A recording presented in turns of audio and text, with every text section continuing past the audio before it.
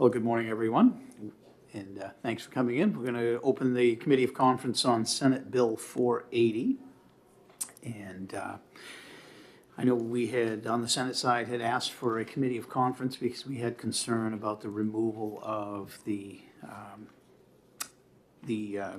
person answering the phones, dealing with the Association of Realtors. We had a lot of complaints early on about there not being the service they needed, so we had pushed Senate Bill 480 through, and when it went to the House, you folks amended it. So I guess I'd like to give you an opportunity to discuss your amendment and why you feel that's a good reason to go. Senator Grody. Thank you. Senator. And How about I Representative? know. And thanks for the promotion. You don't want it. So the reason why the House ED&A committee felt that because we've had so many changes in ED&A and how things were being managed there, we wanted to let the dust settle before we assigned any other positions, especially for not only, well, for all boards that had 7,000 people. For example, might it be that other boards need that too? And so it's something that we were hoping that the committee on the OPLC, the Joint Legislative Committee on OPLC, might take a look at that. And it's a conversation that we wanted to have overall, but we didn't feel at that time this change was warranted based on everything that was going on in OPLC. We just thought it's something that might require a longer look and something we could look at for legislation next year. Mm-hmm. Anybody else want to add any more to it? Representative? Thank you. Being the first time on ED&A, it was a thorough debate, and knowing that OPLC is implementing a lot of the things that happened last term, and still the implementation is happening. We did a lot of changes for the boards, other boards, turning them from regulatory to advisory, advisory to regulatory, and so this was not add to a piece. So let the process take hold, and it's happening, and give it a chance, and next year would be a better time to take a look. Not make too many changes, then you don't know what worked and what didn't work.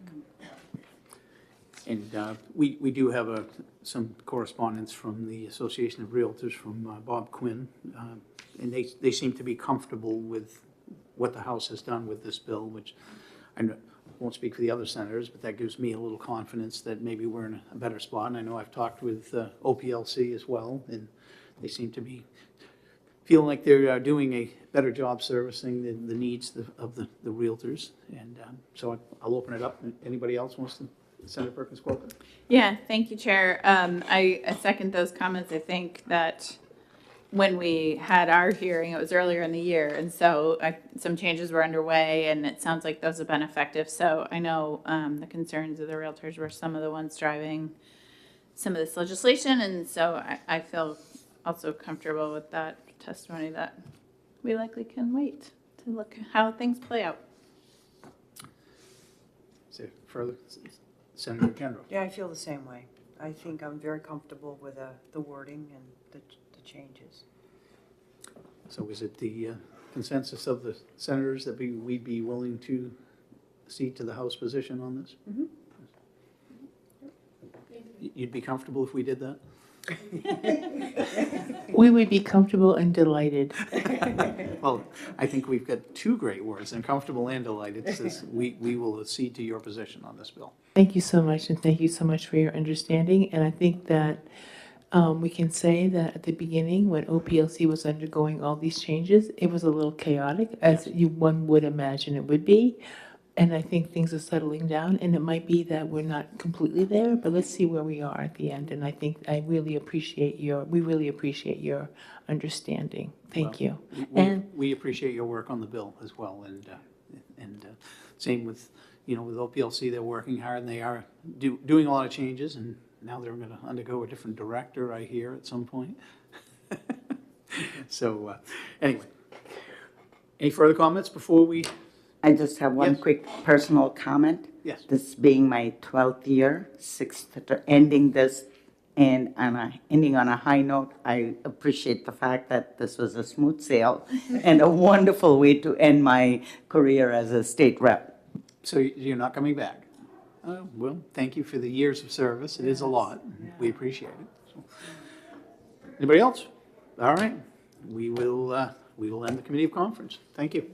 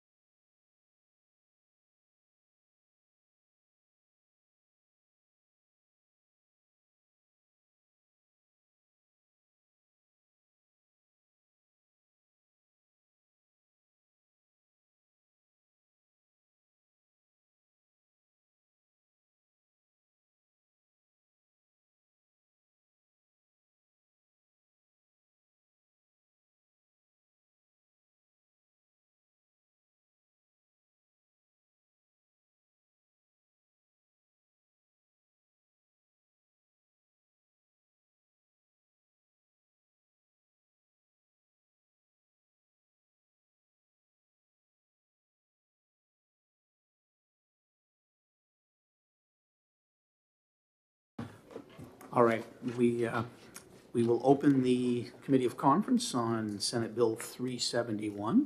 And thank you to all the House members for coming, and Senator Gendro as well. We appreciate you coming. Thank you. Senator Fenton is not going to be able to make it today. He is on baby watch still at home. So I am not aware of a subs at this point, so we're going to just get started and go with it.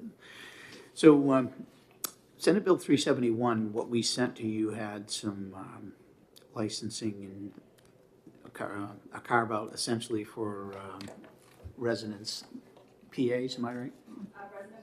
Physicians, not physicians, resident physicians at Dartmouth. And we noticed you made some changes to the bill and took that part out and put in a lot of technical cleanup language for OPLC. And I guess we'd like to give you an opportunity to speak to it.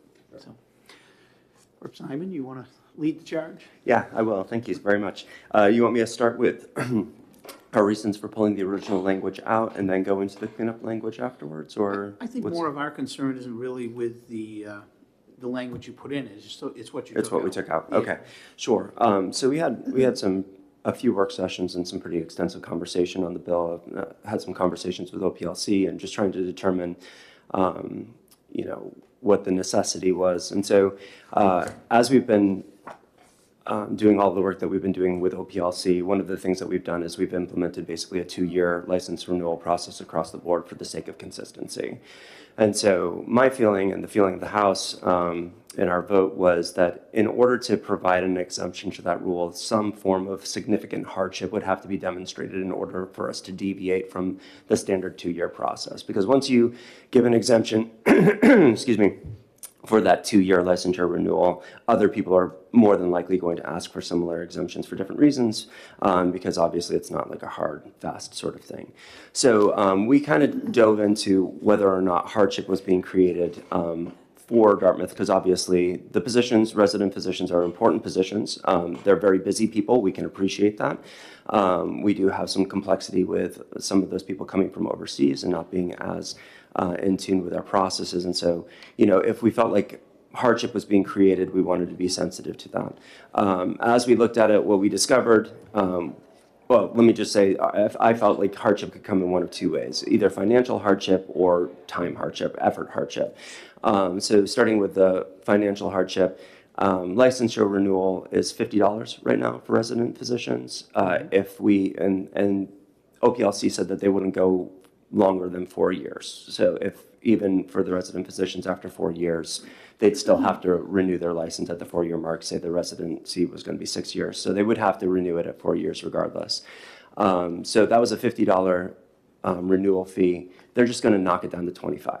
So it's going to be the same amount because, as we know, the point of the fees is not to make money. It's simply to cover the expense of the board. Expense of the board isn't going to go up just because they're renewing their licenses more frequently. So there was no financial hardship being created there that we could see. And then as far as where OPLC is going with the renewal process, it's going online. Everybody's going to have to give the initial application for licensure. In that initial application will be all of the individual's current information that will go into the system. The administrative office at Dartmouth is no longer allowed to do the license renewal on behalf of the residents' physicians, so they're going to have to do that regardless of the decision that we make today. So they'll go on, they'll verify, it's a 1-page form, essentially they'll verify their information, and then they can pay with a credit card right online. It's really a very short, easy process. I know that Dartmouth had some concerns just that with the busyness, and they were concerned that they wouldn't get it done. And originally, they had to write checks, and a lot of them don't know what checks are and don't have checks. And I think we can all appreciate that. But the system is moving to being able to pay online, which simplified it. So I couldn't come up with a hardship there either that necessitated giving them an exemption to the 2-year process. So that's kind of why we landed where we did. It was unanimous across the committee, went on consent. So it wasn't a partisan issue by any stretch. I think we just looked at the function of it and thought consistency was the best way to continue forward. So. Well, Senator Fenton originally asked for this committee of conference, hoping that he'd be able to attend. I've just been reading back through our notes, and And, you know, we had some questions related around, when we had the bill, related to the very things you were just talking about, the process and the streamlining. And I do know some things have occurred since we had the bill. Senator Gendro, did you have any particular points that you wanted to raise with this? I didn't. Yeah, I know Senator Fenton was really the one that was leading the charge on this. I'll say, if you'd like to come up for just a minute, I don't generally do this in a committee of conference, but since Senator Fenton isn't available, we'll bring Courtney Tanner. Having had a baby in August, I appreciate that things get a little bit different, so. I just want to say, we really appreciate OPLC's work to create uniformity. As you can imagine, we have licensure across our health system, and Courtney, I should have you oh, introduce yourself. yes, for the record, Courtney Tanner, the Senior Director of Government Relations at Dartmouth Health. Yeah. And we have been so grateful to OPLC for their effort to create uniformity across licensure, renewals, continuing education, the boards, all of it. The uniformity has been really important work, and we're so grateful for the work that the OPLC and this legislature has done for the last couple of years. This is one special niche population, and really, I don't mean to be hyperbolic, but they are really the backbone of our workforce at Dartmouth Health at the medical center. These resident physicians are the physicians that are doing call nights, weekends. You know, when you think about an academic medical center, whether that's in New Hampshire or elsewhere, that you're really getting that robust workforce because of our resident physicians. We have about 500 annually, and to manage their licensing and renewal processes is it's a job. It's one full-time person does that job, and we're not the only one in the state. Dartmouth has resident physicians, Portsmouth, Concord has resident physicians, and what this bill was doing, 371 in its original form, was keeping the process the same. So as you know, last year, House Bill 655 created that 2-year renewal process. And what 371 was doing was saying, oh, we forgot about this one niche population. We're going to carve them out to keep the process the same for this one population for a specific reason, and that is to ease the workforce burdens for this very small population. And if it doesn't work, we can come back in a couple of years or so, but we have concerns about not keeping this population the same. And I'm happy to go into it, but I also... Yeah, well, you heard Representative Simon's Yeah. concerns, and I guess Yeah. is there anything specifically that you would feel that that the House should reconsider here? Yeah, I mean, I would ask that the Senate accept the amendment and also keep the language of the underlying bill. I mean, I think there's a compromise here, but everyone can kind of get what they want and walk away with something good. All right, thank you. And any questions for Ms. Tanner before we let her go? All right. And I'll be here. All right, thank you. Anything further that the members of the committee would like to add? Yes, Representative Schuler. On behalf of the Democratic members of EDNA, I will just say that we agreed with the amendment. It passed our committee unanimously, 20-0, passed the House with ease. It is clearly the position that the House felt was the proper thing to do. Thank you. Okay. Well, I was just reviewing the notes. It's been quite a while since we heard this on the Senate side. And I was refreshing my memory on some of the concerns that we had. And I think really you've covered the majority of them in the things that you discussed. And, you know, that was the position or concern that was raised about the 2-year versus the 4-year. Senator Prentice, are you sitting in for Senator Donovan? I believe I am. Well, All right. we haven't got a substitute letter yet, so you're not official yet. So if the chair doesn't mind, you can sit in. You are welcome to join us if you'd like.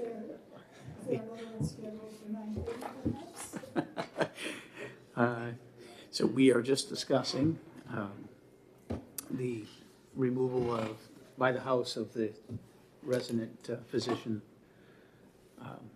4-year license down to a 2-year license, and that's what originally what Senator Fenton's bill was asking. Okay. And Ms. Tanner was just filling us in on a little bit of the issues of it.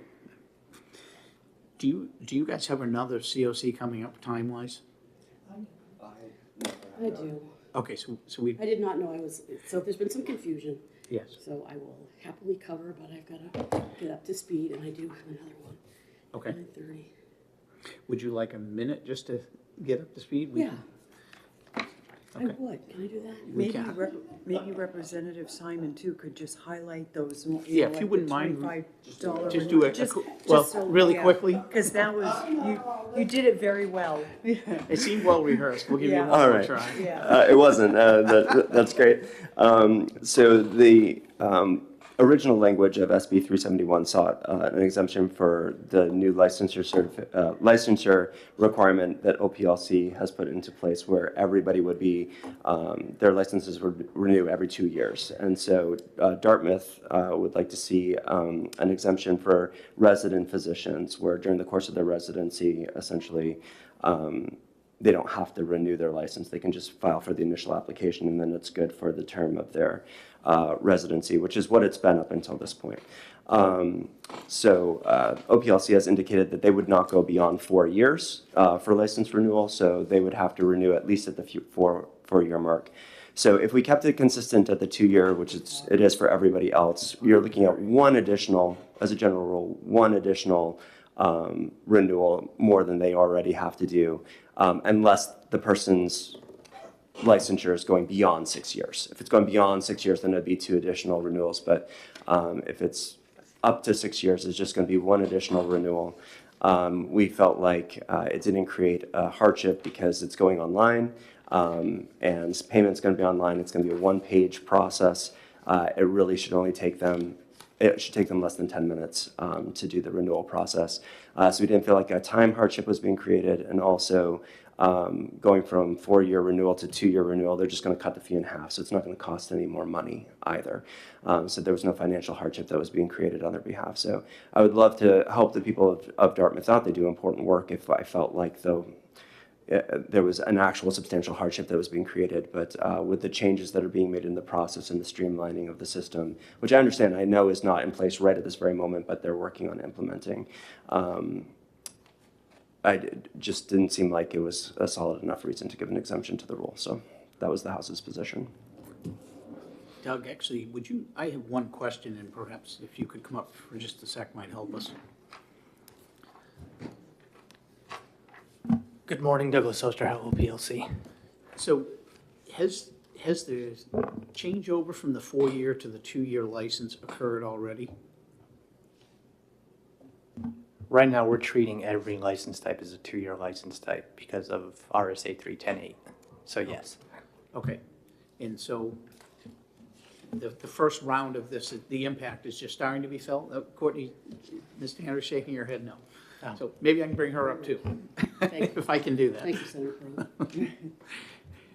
Yeah, sorry, again, for the record, Courtney Tanner, Dartmouth Health. It's my understanding that that they have not, because rules have not been promulgated for this population, that they haven't yet started to process licenses on a 2-year rolling basis yet for this subset of the population.